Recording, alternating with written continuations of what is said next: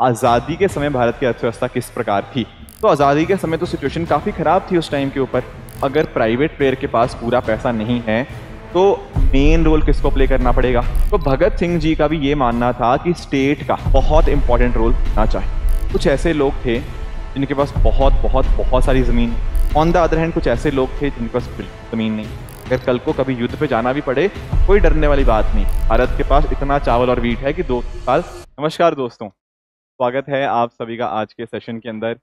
Very warm welcome to all of you. दोस्तों, मुझे उम्मीद है कि आप सबको इकोनॉमी की आपकी जो प्रिपरेशन है वो काफ़ी अच्छी चल रही होगी। पीछे के जो लेक्चर्स हैं वो आपने यहाँ तक कंप्लीट कर लिए हों। अब आज के सेशन में हमारा फोकस क्या रहेगा।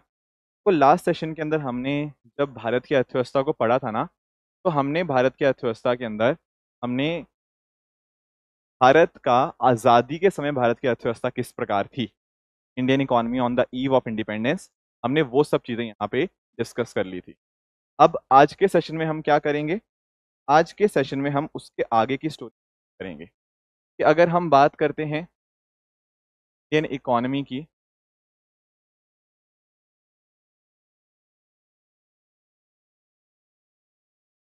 नाइनटीन 47 या 1950s आप कह लो, यहाँ से लेकर 1990 तक कैसी कैसी हमारी अर्थव्यवस्था रहती है, हम इन सब मुद्दों को यहाँ पे आज के बारे में समझ।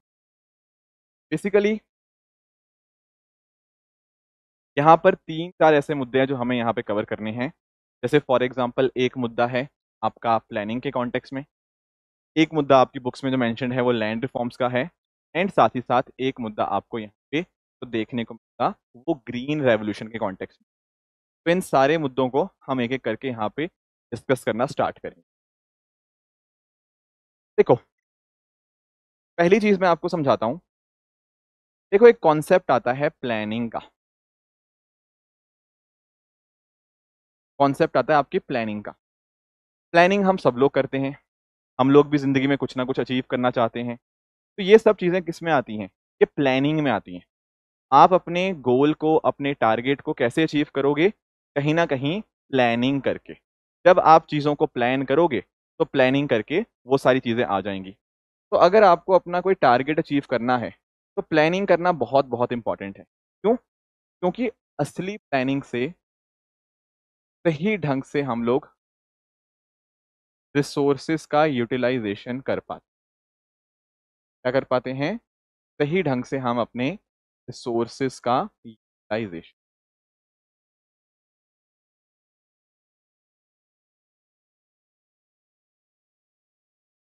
राइट? हमारे पास रिसोर्सेज, मैंने पहले भी आपको बताया था, रिसोर्सेज हमारे पास लिमिटेड रहते हैं। उन रिसोर्सेज का कैसे हम सही ढंग से इस्तेमाल करेंगे ताकि हम अपने गोल को अचीव कर पाएं। दरअसल में इसी को तो प्लानिंग बोलते हैं, इसी को तो हम प्लानिंग बोलते हैं कि प्लान करना है। अब एक बात आप लोग यहाँ पे समझना, जब हम बात करते हैं ना गवर्नमेंट की, अगर मान लेते हैं कि अगर स्टेट का इंपॉर्टेंट रोल है, मैं आपको एक्सप्लेन करता हूँ। देखो, जब ना हमारा देश आज़ाद हुआ 1947 में, उस समय हमें नोटिस करने को मिलता है कि मेजर जो रोल प्ले किया गया उसके बाद वो आपका स्टेट का ही था।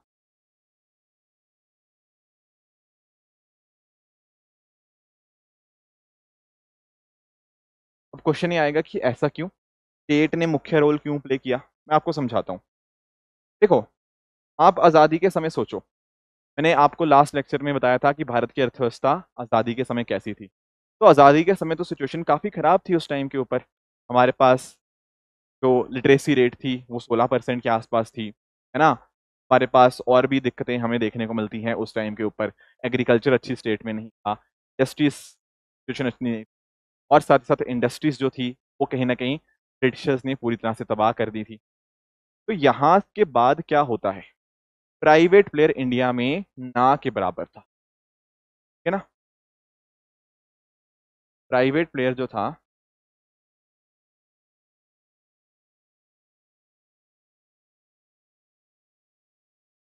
के पास पूरे मात्रा में कैपिटल नहीं था, पैसा नहीं था, प्राइवेट प्लेयर इतना स्ट्रांग नहीं था। ठीक है? अब आप ये बात समझो, अगर प्राइवेट प्लेयर के पास पूरा पैसा नहीं है तो मेन रोल किसको प्ले करना पड़ेगा सर? मुख्य रोल सरकार को फिर यहाँ पे प्ले करना पड़ेगा। That is one aspect. दूसरी बात, आप ये भी अंडरस्टैंड करो कि उसी टाइम के ऊपर हमारे जो ज्यादातर जो फ्रीडम फाइटर्स थे, कौन थे हमारे ज्यादातर freedom fighters? Sir freedom fighters में जो आज़ादी मिली, तो आज़ादी के बाद मेजर कंट्रोल या मेजर चीज़ें कह सकते हो कि कहाँ से हैंडल होनी स्टार्ट हुई। जैसे अगर हम बात करें नेहरू जी की, हम बात कर सकते हैं जो हमारे देश के पहले प्रधानमंत्री जी बने, राइट। इनफैक्ट बाकी और लीडर्स भी, चाहे आप उसमें आज़ादी से पहले भी बात कर सकते हैं, जैसे आप शहीद आजम भगत सिंह जी की बात करते हैं, तो भगत सिंह जी का भी ये मानना था कि स्टेट का बहुत इंपॉर्टेंट रोल होना चाहिए। नेहरू जी का वो मानना था। साथ ही साथ अगर हम बात करें सरदार पटेल जी का मानना था, सुभाष चंद्र बोस जी का मानना था। तो इंडिया में जो मेजर फ्रीडम फाइटर्स थे, या जो उस टाइम मतलब ज्यादातर most of the freedom fighters का मानना था कि हमारी सरकार को, हमारे स्टेट को मेन रोल प्ले करना पड़ेगा। इसके अलावा अगर हम दोस्तों बात करते हैं हमारी उस टाइम की जो पॉलिटिकल पार्टीज है,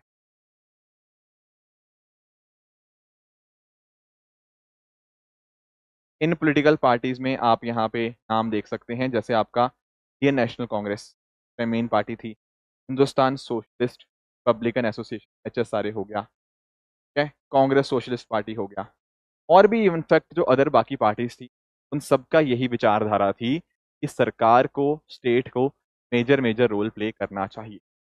डोमिनेंट प्लेयर आपका सरकार को ही होना चाहिए। हाँ, प्राइवेट प्लेयर जो हैं वो मदद जरूर कर सकते हैं, पर जो मुख्य रोल होगा it should be of the state only. ठीक है, ये बात तो चलो समझ आई कि स्टेट को क्यों जरूरत पड़ी आगे आने की, स्टेट को क्या रीजन की वजह से मेन रोल प्ले करना पड़ा। अब मुझे एक चीज बताओ, अब रोल किसको प्ले करना है? स्टेट को। State is the dominant player. आपकी सरकार को आपकी मेजर रोल प्ले करना है। अब सरकार के बहुत सारे उद्देश्य होंगे, जैसे हमें यहाँ पे गरीबी कम करनी है, बेरोजगारी कम करनी है, लोगों के अंदर लिटरेसी रेट कम थी उसको यहाँ पे ठीक करना है, हेल्थ अच्छी प्रोवाइड करनी है, एग्रीकल्चर को देखना है, इंडस्ट्रीज को देखना है। तो इकोनॉमिक सेंस में बहुत सारे अलग अलग चैलेंजेस थे। तो जब भी ऐसा होता है ना कि स्टेट बहुत पावरफुल हो जाती है, वहां प्लानिंग बहुत बहुत ज्यादा इंपॉर्टेंट बन जाता है। क्या इंपॉर्टेंट बन जाता है? प्लानिंग। अब क्वेश्चन ये आएगा कि प्लानिंग क्यों इंपॉर्टेंट बन जाती है स्टेट डोमिनेट इकोनॉमी के अंदर? इसका रीजन सिंपल सा है, अगर एक सरकार ही मुख्य रोल प्ले कर रही है, उसी सारे प्रॉब्लम्स को टैकल करने की मेजर जिम्मेदारी है, तो उसको देखना पड़ेगा मैं अपने रिसोर्सेस कहाँ पर, किस मात्रा में इन्वेस्ट करूँ, कहाँ पर मुझे कितना ज़्यादा एफर्ट डालने की। स्टेट को यहाँ पे प्लान्स बनाने बहुत बहुत ज़्यादा इंपॉर्टेंट बन जाते हैं, राइट। तो इनफैक्ट ना, हमने भी यही काम किया। बल्कि हमने ना, इनफैक्ट अगर हम 1947 की बात करें, तो उस टाइम हमने एक चीज़ और देखी। वो चीज़ पता क्या थी? हमने नोटिस किया उस टाइम के ऊपर एक देश हुआ करता था, USSR, तो आप लोग सोवियत यूनियन के नाम से जानते हो। पहले के टाइम पे ऊपर, मतलब अब तो रशिया और कुछ और देश हैं, लगभग 15 देश के टूटने से बने। Russia, Ukraine, Kazakhstan, Kyrgyzstan, total 15 देश यहाँ पे इसके टूटने से बने। पर अगर मैं बात करूँ हमारे भारत की आज़ादी के समय के ऊपर, जब ये एक देश हुआ करता था USSR, तो उस टाइम के ऊपर इसकी इकोनॉमी काफी अच्छा परफॉर्म, ठीक है। और इनमें क्या था USSR में?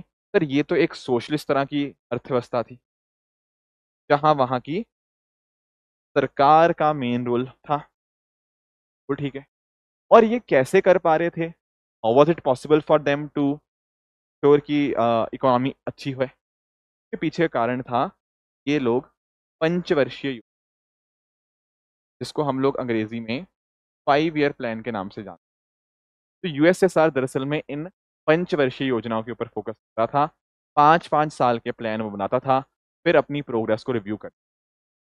जब हमने इसको भी स्टडी किया, जैसे नेहरू जी ने इनको स्टडी किया, तो उनको रियलाइज हुआ कि ये एक अच्छा चीज़ है। तो इस वजह से हमने ये इन डिफरेंट डिफरेंट रीजन की वजह से स्टेट का डोमिनेंट रोल हमने यहाँ पे देखा, एंड हमने भी इस तरह से प्लानिंग करना स्टार्ट किया। I hope that is fine. अब आपके दिमाग में आएगा, सर हमने प्लानिंग तो करी, हमने प्लानिंग तो करी, पर हमने प्लानिंग का ऑब्जेक्टिव क्या रखा? हम प्लानिंग क्यों कर रहे थे? प्लानिंग से हमें क्या अचीव करना था? देखो, अगर हम बात करते हैं ना दोस्तों प्लानिंग की, तो प्लानिंग के दरअसल में यहाँ पे 4 ऑब्जेक्टिव आपको क्या देखने को मिलेंगे? 4 ऑब्जेक्ट मैं बताता हूँ आपको। पहला ऑब्जेक्टिव था यहाँ पे, दूसरा ऑब्जेक्टिव यहाँ पे था, दैट वाज तीसरा था आपका यहाँ पे मॉडर्नाइजेशन, एंड चौथा जो आपको कॉन्सेप्ट यहाँ देखना है वो है आपका सेल्फ रिलायंस। ठीक है, करके मैं आपको चारों का मीनिंग समझा देता हूँ। देखो, जब हम बात करते हैं प्लानिंग की, हम प्लानिंग करके अचीव क्या करना चाहते थे? तो पहला था ग्रोथ। ग्रोथ मतलब हमारे यहाँ ज्यादा से ज्यादा वस्तुएं प्रोड्यूस हो, तो हम लोग जीडीपी का नाम देते हैं, है ना, कि जीडीपी की रफ्तार अच्छी हो, बोलते हैं ग्रोथ। यानी कि इंक्रीज्ड प्रोडक्शन, इसका मीनिंग है ग्रोथ का, हमारे यहाँ ज्यादा प्रोडक्शन हो गुड्स एंड जीडीपी अच्छी हो ऑफ।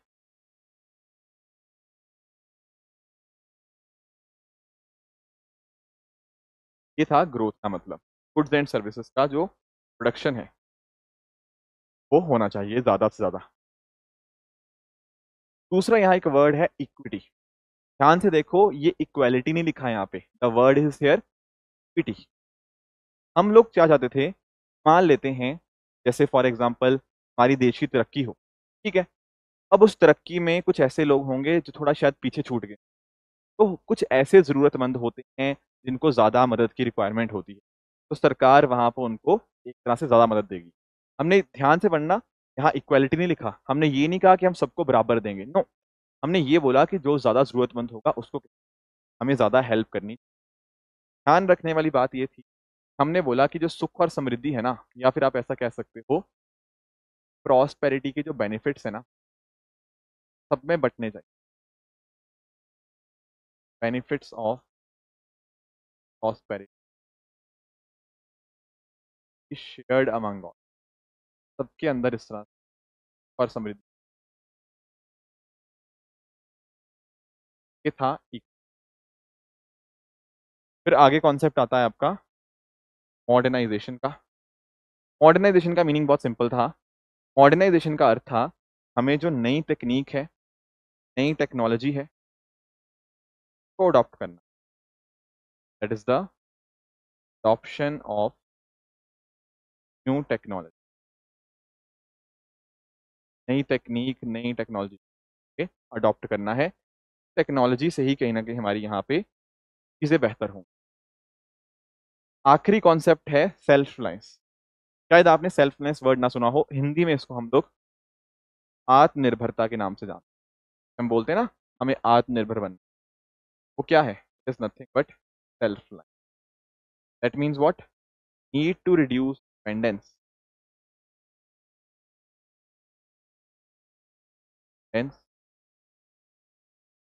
On other country.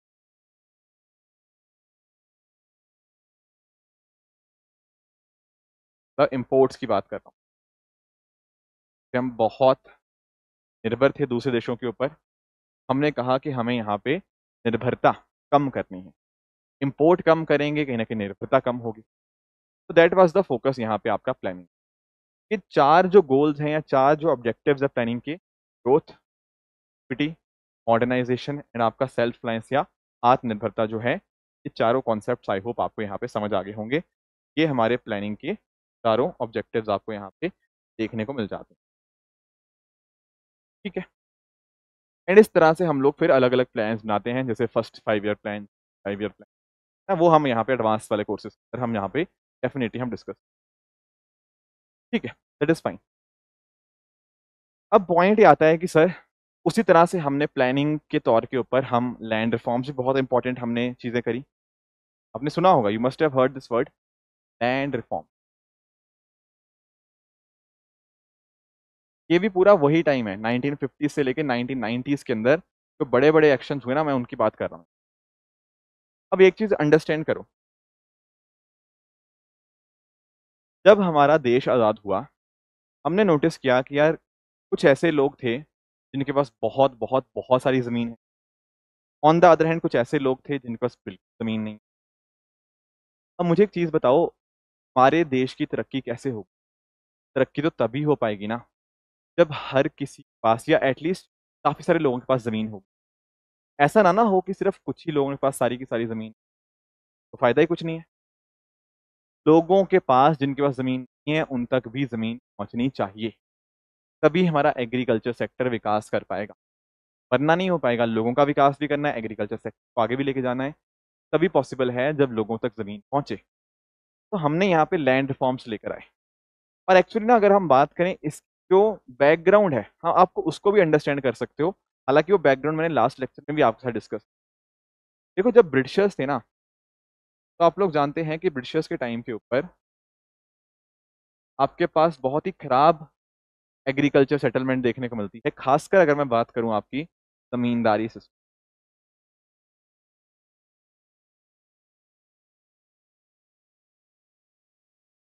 को आप लोग परमानेंट सेटलमेंट के नाम से भी जानते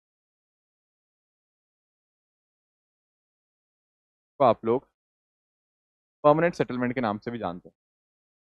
अब जब लास्ट लेक्चर में मैंने आपके साथ ये डिस्कशन किया था, मैंने आपको बताया था खेती का जो सबसे ज्यादा फायदा हो रहा था यहाँ पे, वो बिचौलियों को, बिचौलिए कौन थे यहाँ पे? जमींदार, उनको मिल रहा था। किसानों को फायदा नहीं मिल रहा था।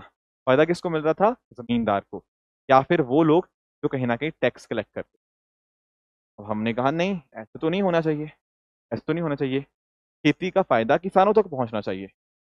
तो हमने ना लैंड रिफॉर्म्स लेकर आए। लैंड रिफॉर्म कोई एक चीज नहीं है, लैंड रिफॉर्म एक अपने आप में सीरीज ऑफ रिफॉर्म्स हैं, जिस वजह से हमें नोटिस करने को मिलता है वो लोग जिन तक जमीन नहीं, तक जमीन गई। अब पॉइंट ये है कि हमने क्या क्या चेंजेस किए, मैं आपको बताता हूँ। तो आप यहाँ पे समझिएगा, जब हम बात करते हैं ना लैंड रिफॉर्म्स की, there are different components under land reform. What are those component? पहली चीज जो लैंड रिफॉर्म्स के अंदर आपको याद रखनी है वो यही है कि आपने क्या किया। ये जो जमींदारी सिस्टम था, जमींदारी सिस्टम में क्या हो रहा था, ये मान लेते हैं सरकार है, ये बीच में इंटरमीडियरी, इंटरमीडियरी मतलब जो आपके बिचौलिए होते हैं, जो मिडल मैन है, और ये हमारा किसान था। अब होता क्या था, कुछ प्रॉफिट होता था तो ये बीच के जो बिचौलिए हैं या मिडल मैन है इनको मिलता था। पर हमने लैंड रिफॉर्म्स लाकर ये इंश्योर किया कि जो इंटरमीडियरीज वाली लेयर है हम इनको यहाँ पे खत्म कर दें। तो ये जो जमींदारी सिस्टम था या जो इंटरमीडियरी वाला सिस्टम था, तो हमने यहाँ पे साइड कर दिया।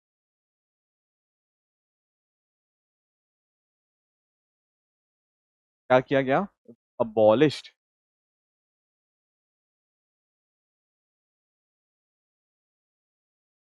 इंटरमीडियरी को, आप लोग मिडल मैन आप यहाँ पे को यहाँ पे हटाया गया। अब खुद सोचो आप, पहले जो भी फायदा था वो रेंट कलेक्टर वाले, वो लोग फायदा ले जाते थे। अब जब हमने मिडलमैन को ही हटा दिया, सारा का सारा फायदा किसको गया? किसान को फायदा गया। ये पहला बड़ा स्टेप। दूसरी चीज, दूसरी चीज जो हमने करी वो थी limit on land ceiling. Land ceiling का मतलब क्या है? लैंड सीलिंग का मतलब है मैक्सिमम कितनी जमीन आप रख सकते। लैंड सीलिंग, सीलिंग मतलब मैक्सिमम लिमिट होती है ना, सीलिंग छत जिसको हम बोलते हैं, मैक्सिमम लिमिट। मैक्सिमम कितनी जमीन आपके पास हो सकती है, कितनी जमीन आप रख सकते हो, तो बोलते हैं लैंड। अब इसके ऊपर लिमिट क्यों लगाई गई? मैंने आपको बताया ना कि हम चाहते थे जिनके पास जमीन है उनसे जमीन लेकर हम उन लोगों तक पहुंचाएं के पास जमीन नहीं है, तो हम लोग लैंडलेस के नाम से जानते हैं। तो उन तक जमीन पहुंचाने के लिए हमने क्या किया, लैंड सीलिंग लिमिट लगाई कि मैक्सिमम अमाउंट आप इतना रख सकते। ठीक है, इसके अलावा और क्या हमने किया? हमने लैंड कंसोलिडेशन की। क्या किया? लैंड कंसोलिडेशन को भी समझेंगे। दरअसल में ना क्या होता था, मान लो आपकी कुछ जमीन यहाँ पे है, कुछ जमीन इस एरिया में, कुछ यहाँ पे है, इधर इधर है। तो आपकी ना जमीन जो है वो फ्रेगमेंटेड है, टुकड़ों टुकड़ों में इस तरह से बटी हुई है। तो ना एक काम करो, आपको के बदले में एक जमीन यहाँ पे मिल जाए। अब पॉइंट है इसका क्या फायदा, चारों की जगह अगर एक बड़ी जमीन आपको मिल जाए तो आपको फायदा ये होगा कि आप अच्छे से खेती कर पाओगे। वरना ऐसे छोटे छोटे टुकड़ों के अंदर खेती करना अपने आप में बहुत ही चैलेंजिंग हो। हमने कहा कि ये लैंड जो अलग अलग टुकड़ों में ऐसे हो रखी है ना, इसको कंसोलिडेट करो, इसको इकट्ठा करो। दैट मीन्स व्हाट, हमने यहाँ पे क्या किया, हमने मर्ज किया। तो मर्ज किया जो फ्रेगमेंटेड पीसेस, जो टुकड़े टुकड़े हो रखे थे जमीन के, तो हमने यहाँ पे मर्ज किया।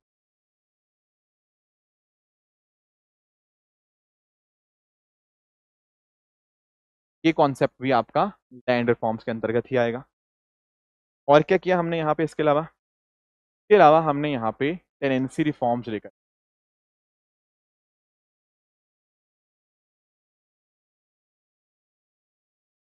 इसका क्या मतलब, देखो आप लोगों ने ना नोटिस किया होगा, एक होता है मालिक, एक होता है किराएदार, राइट। सिमिलरली यहाँ खेती में भी होता है, एक वो जिसकी जमीन है, एक जिसने जमीन को किराए पे दे रखा है, और एक किराएदार होगा वहां पे भी। खेती में भी ऐसे उनको टेनेंट बोला जाता है, कि जो उस पे खेती पे काम कर रहा होगा, उस जमीन पे काम कर रहा होगा, है नहीं जमीन उसकी, पर किसी से उसने किराए पे ले रखी है।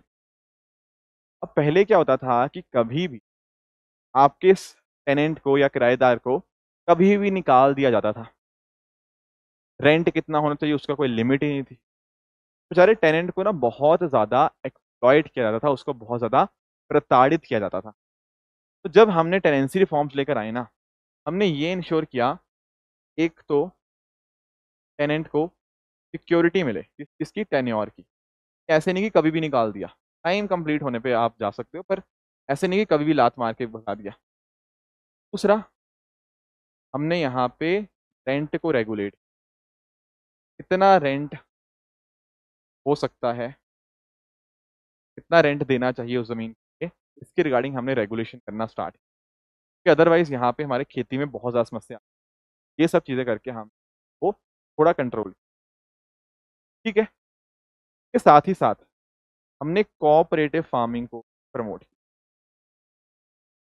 क्या? Cooperative farming, what does it mean? देखो आप एक चीज अंडरस्टैंड करो, हमारा छोटा किसान है, ठीक है? अब कल को बेचारा अकेला खेती कर रहा है, तो बहुत सारी समस्या आएंगी। मान लो इसको बीज वगैरह चाहिए, वो मिलने में बड़ी दिक्कत आएगी, महंगे रेट पे मिलेंगे। अगर ये अपनी फसल को बेचना चाहे, खर्चा आएगा। पर अगर मान लो बहुत सारे किसान साथ में मिलकर काम करें, अगर बहुत सारे किसान इकट्ठा होता है, क्या आपको नहीं लगता कि सबको एक तरह से एकता में जो बल होता है, एकता में जो शक्ति होती है, वो सेम शक्ति इनके अंदर आ जाएगी, साथ में मिलकर खेती कर पाएंगे। यस और नो? तो इसी कॉन्सेप्ट को हम बोलते हैं कोऑपरेटिव फार्मिंग। तो दरअसल में ना लैंड रिफॉर्म्स के अंतर्गत भी यही चीज हमने यहाँ पे अडॉप्ट करने की कोशिश, ताकि एक्चुअल में जो बेनिफिट है हमारे किसानों तक का पहुंचे, हमारे किसान मिलजुल कर यहाँ पे खेती करें, कोऑपरेटिव कोऑपरेटिव एक तरह से खेती करें। क्लियर है? ये सब चीजें तो थी लैंड रिफॉर्म्स के अंतर्गत। पर अब क्वेश्चन ये आता है कि सर क्या ये चीजें सक्सेसफुल रही? देखो पूरी तरह से सक्सेसफुल तो नहीं कह सकते, बट हाँ इतना जरूर है, जैसे वेस्ट बंगाल के अंदर आपका ऑपरेशन बारगा चलाया गया था इसके रिगार्डिंग, कुछ हद तक वो सक्सेसफुल रहा। केरला के अंदर कुछ हद तक सक्सेसफुल रहे। उसी तरह से पंजाब के अंदर थोड़ा कंसोलिडेशन वाला पार्ट सक्सेसफुल रहा। तो मिला जुला रिस्पॉन्स था, कहीं पर सक्सेसफुल भी था, कहीं पर थोड़ा कम सक्सेसफुल था, कहीं पर थोड़ा ज़्यादा सक्सेसफुल था। तो इस तरह से थोड़ा मिला जुला रिस्पॉन्स। अब अगर आपसे कोई पूछे कि यार ऐसा क्यों रहा, क्या चैलेंजेस आए, क्यों नहीं पूरी तरह से ये चीज़ें सक्सेसफुल हो, तो वो बात भी आपको पता होनी चाहिए। देखो इसके कई रीज़न रहे। के कई रीजन रहे। देखो, पहला सबसे बड़ा रीजन तो ये है, आखिर ये सब काम करने वाले हैं कौन? Politicians, right. अगर पॉलिटिशियंस ही नहीं चाहेंगे, में इच्छा ही नहीं होगी इसको ढंग से इम्प्लीमेंट करने की, क्या इसका रिजल्ट अच्छा आ सकता है? कभी भी नहीं। सबसे बड़ा जो चैलेंज हमें देखने को मिला यही था, पॉलिटिकल विल की कमी, की कमी हमें।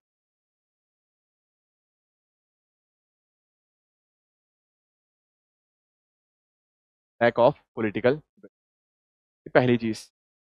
दूसरी चीज, हमें नोटिस करने को मिलता है कि बहुत सारी जगहों पे पॉलिटिशियंस, आपके ब्यूरोक्रेट्स, आईएएस ऑफिसर्स वगैरह, और साथ ही साथ अगर हम बात करें आपके जो लैंडलॉर्ड्स थे, उन्होंने आपस में एक गठजोड़ बना लिया, एक गठबंधन बना लिया। सब लोगों के पास ही जमीन थी, सब लोगों के पास पैसा था, नहीं चाहते थे कि ये पैसा या ये जमीन जो है लैंडलेस तक जाए। तो एक जो नेक्सस इनके बीच में बना, ने भी इसको रोका कि पूरे जैसे इम्प्लीमेंटेशन होने, नेक्सस बिटवीन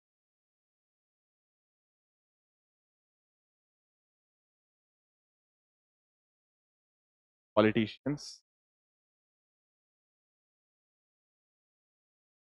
ब्यूरोक्रेट्स,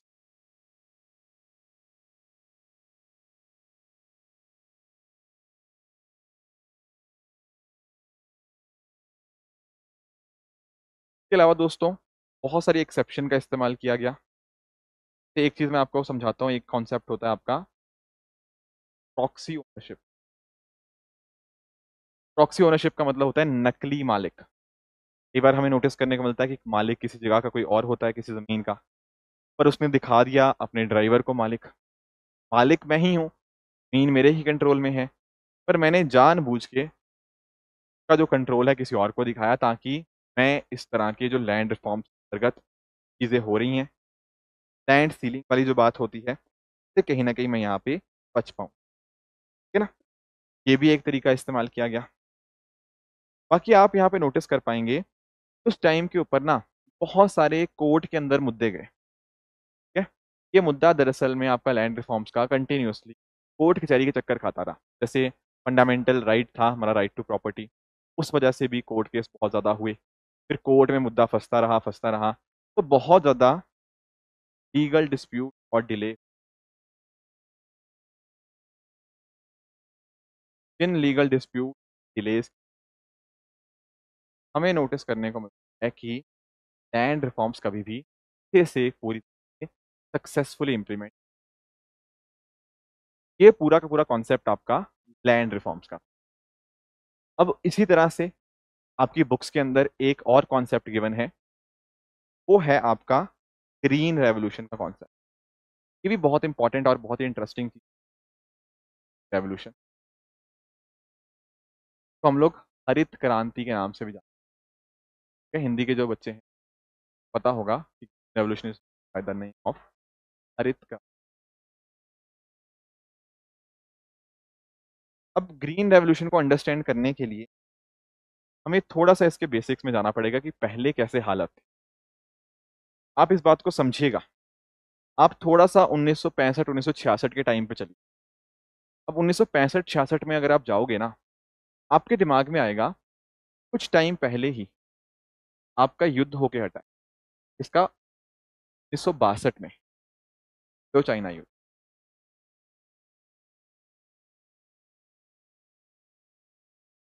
इसी तरह से 1965 में इंडो पाक युद्ध।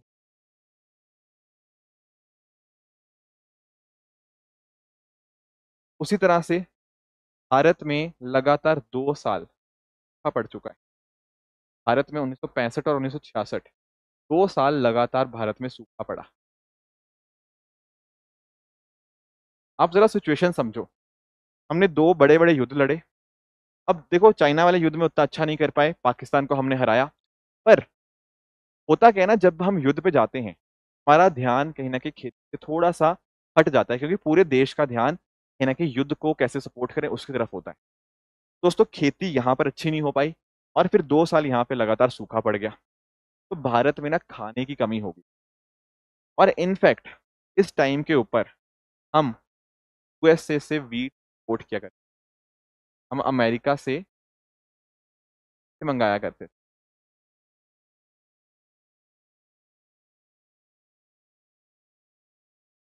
दरअसल में उनका एक प्रोग्राम चलता था, पब्लिक लॉ 480। एल 480 के अंतर्गत जो वीट थी ना, वो यूएसए से इंपोर्ट करवाई जाती थी। और आप ध्यान में रखिएगा, ये जो वीट थी अपने आप में बहुत ही खराब क्वालिटी की हुआ करती थी। अब खराब क्वालिटी वीट हमारे पास आ रही है, पर हमारे पास कोई ऑप्शन ही नहीं है, क्योंकि नहीं तो लोग भूखे मर जाएंगे। तो यूएसए से शिप आती थी, शिप के अंतर्गत आपका वीट होता था, फिर वीट भारत तक पहुंचती थी, फिर हम अपने लोगों को वो खाना खिला पाते। ये सारी समस्याएं टाइम तक आते आते, ठीक है। अब इसी से कुछ साल पहले अगर हम बात करें ना, तो एक बहुत ही फेमस एग्रीकल्चर इकोनॉमिस्ट है, नॉर्मन, या एग्रीकल्चर साइंटिस्ट आप बोल लीजिए, नॉर्मन बोरलॉग जी। अब जो नॉर्मन बोरलॉग जी थे ना, दरअसल में अमेरिका के थे, पर ये मेक्सिको में काफी ज्यादा रिसर्च कर रहे थे आपकी बीज के ऊपर, सीड्स के ऊपर। ये बहुत शानदार रिसर्च कर रहे थे, और इन्होंने ही आपकी हाई यील्डिंग वैरायटी, जिनको हम लोग HYV सीड्स कहते हैं। कौन से seeds? High yielding variety,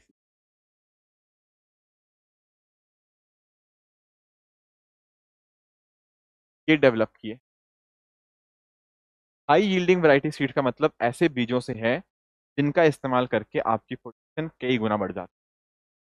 same जमीन के अंदर आप इन बीजों का इस्तेमाल करके अपनी प्रोडक्शन को बढ़ा सकते हो। अब इनका ये प्रयास बहुत सक्सेसफुल रहा, और इन्हीं की वजह से, मतलब इस पर्टिकुलर काम की वजह से, वो दुनिया भर के अंदर father of green revolution, father of revolution, हरित क्रांति के दाता, हरित क्रांति के पिताजी इनको, ठीक है। अब इनका जो काम था, ये इन्होंने मोस्टली मैक्सिको और यूएसए और एरियाज में किया। उन चीज़ों को भारत के हिसाब से भी काम करना इंपॉर्टेंट था। भारत की कंडीशंस थोड़ी अलग है, भारत का यहाँ पे ज्योग्राफी अलग है ना, एनवायरनमेंट कंडीशंस अलग हैं। तो भारत के अंदर अगर मैं बात करूँ ना, डॉक्टर MS स्वामीनाथन जी,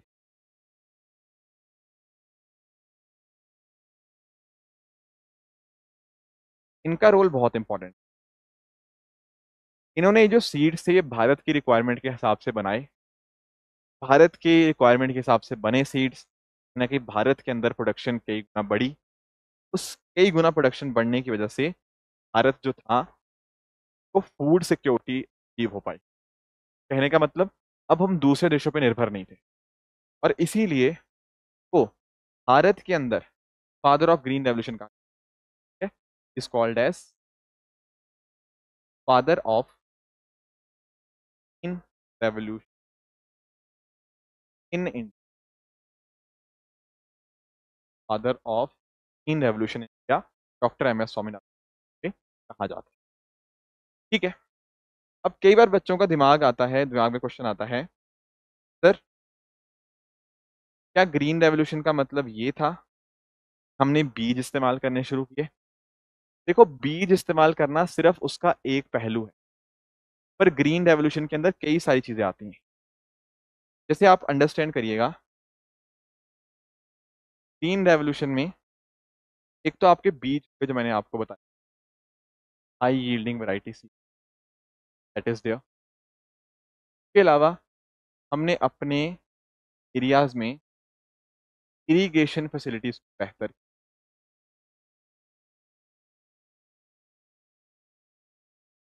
आपके दिमाग में आएगा कि ऐसा क्यों, इरिगेशन फैसिलिटीज को बेहतर क्यों किया गया?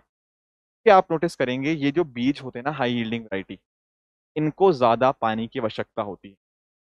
पानी जब तक अच्छे से नहीं होगा तब तक इनको दिक्कत आएगी, ग्रो नहीं कर पाएंगे। दैट इज वाई हमने अपने यहाँ पे इरिगेशन फैसिलिटी बेहतर करी। साथ ही साथ किसानों को हमने लोन देने का जो सिस्टम, वो हमने आसान किया ताकि किसानों को लोन मिल पाए। जब इतना खर्चा करना है तो लोन वगैरह चाहिए होंगे। फिर हमने साथ ही साथ टेक्नोलॉजी अपनी बेहतर करी, ने टेक्नोलॉजी बेहतर करी, एंड उसके अलावा हमने अपने किसानों को फर्टिलाइजर्स और बाकी सारी चीज़ें, अदर इनपुट्स हैं, वो मुहैया करवाए, क्योंकि किसानों तक अगर ये सब चीज़ें पहुंचेंगी तो किसान अच्छे से चीज़ें प्रोड्यूस कर। जब सारी ये चीज़ें किसानों के पास पहुंची, तो सेम खेत के अंदर हम ज़्यादा प्रोड्यूस कर पाए। जब हम सेम खेत के अंदर ज़्यादा प्रोडक्शन कर पाते हैं ना, तो बोलते हैं कि प्रोडक्टिविटी बढ़ना। ठीक है, तो हमारी प्रोडक्टिविटी बढ़ी,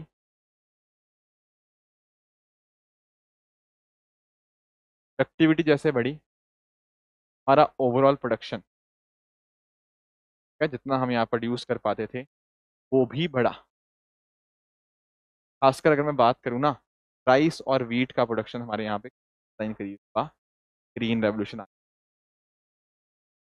और जब हमने इन सब चीज़ों का इस्तेमाल किया, सिर्फ भारत देश के अंदर हम लोग फूड से, खाद्य सुरक्षा, जिस हम खाद्य सुरक्षा करने के अंदर यहाँ पे सक्षम। आप यहाँ पे देख सकते हो कि पहले हम किस तरह से यूएसए पे निर्भर थे, वहां से वीट आती थी, तब जाके हम अपने लोगों को खाना खिला पाते थे।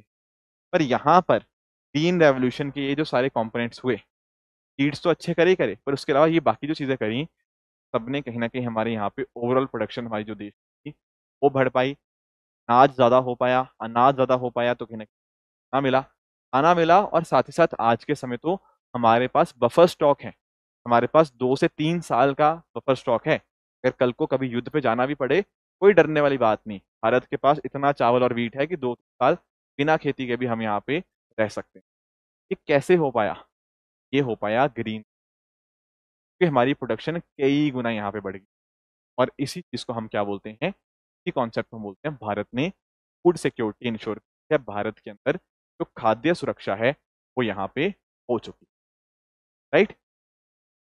तो ये कुछ मुख्य चीजें थी तो हमें पता होनी चाहिए 1950 से लेकर 1990 के अंदर भारत की अर्थव्यवस्था में क्या क्या हुआ, राइट।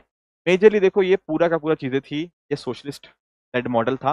डेफिनेटली मिक्स्ड इकोनॉमी था, पर सोशलिस्ट का ज्यादा आपको टिल्ट देखने को यहाँ पे मिलता है। अब अगले सेशन के अंदर अपनी जो कहानी है इसको हम आगे कंटिन्यू करेंगे, जैसा आपका सीआरटी बुक्स में क्या भी हुआ है। इसी तरह से दोस्तों आप सब लोग अपने एंड पे हार्ड वर्क करते रहिए। So much for joining, all the very best, thank you so much.